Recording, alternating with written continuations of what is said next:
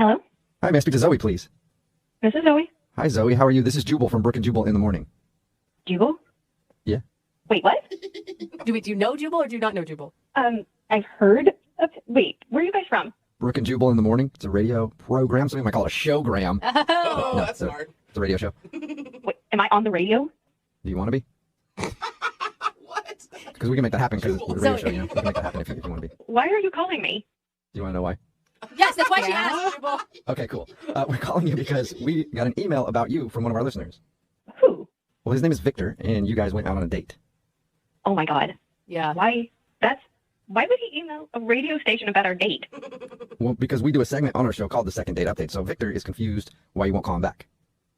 That's weird. It is. Why? Because it should be obvious why you're not calling him back? Is that why it's weird? I mean, I would have thought so. Really? Odd. No. No.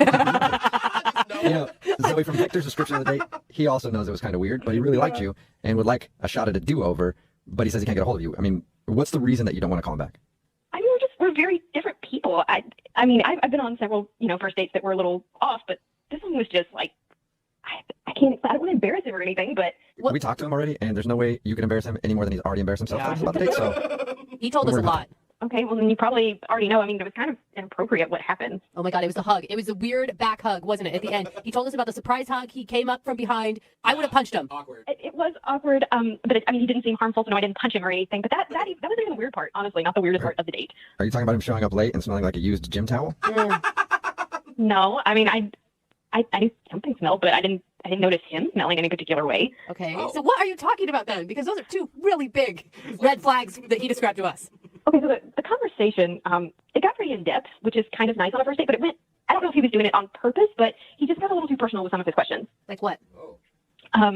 Okay, so we talked about goals in life, which I think is pretty important. And he's very much a numbers guy. And he said he wanted to retire early. Mhm. And he asked me, had I ever thought about it? When did I plan to retire? And I said, well, I haven't. I mean, I'm like in my mid-20s. It's just not something I've really thought about. And he gets kind of focused at this point and takes out his laptop at the restaurant What? to start to see when I can retire.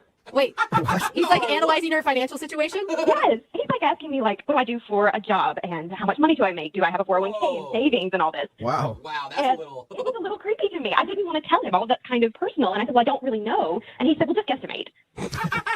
So it's more like he's your financial planner at this point rather than you're on a date with a dude. Right. I'm trying to think about, do I want to, like, give you a kiss at the end of the night? Not when do I want to retire? All right. And it got really weird because I said, he asked if my parents were rich. And he said, well, what is their estimated date of death, do you think? Oh, no way. Oh my God.